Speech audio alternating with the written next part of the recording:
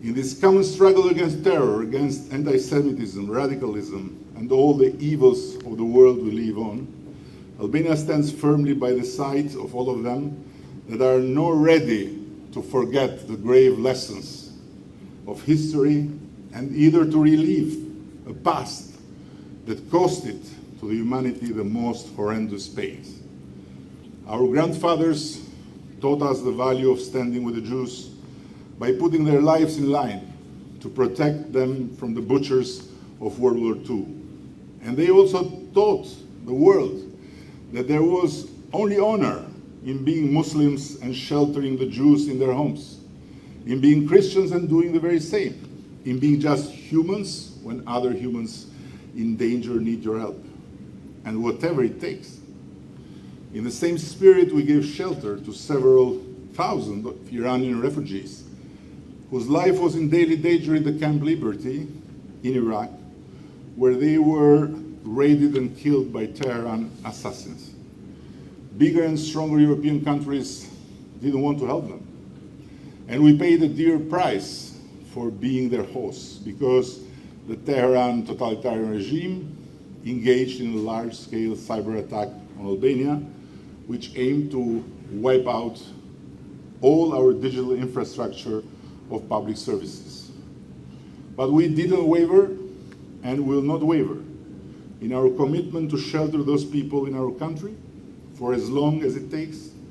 And our hospitality was and is not at all related to any political stance against Iran, but only to a humanitarian belief engraved in our spirit as nation. We were forced to respond to the Iranian regime's ruthless attack by severing our diplomatic relations and kicking their embassy personnel out of the country. But I repeat, the Iranians in Albania are in our besën, as the Jews were during World War II.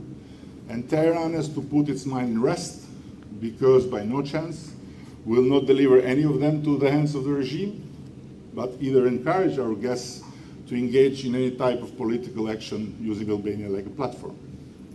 Lately, we're to open the doors to another group of people, several thousands of Afghans whose life was in immediate danger right after the fall of Kabul.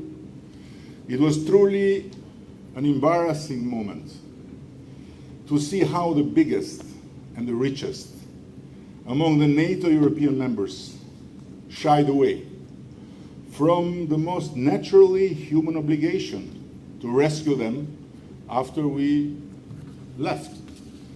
They believed in the dream we sold them with plenty of beautiful words: freedom, democracy, women's rights, free media, and so on.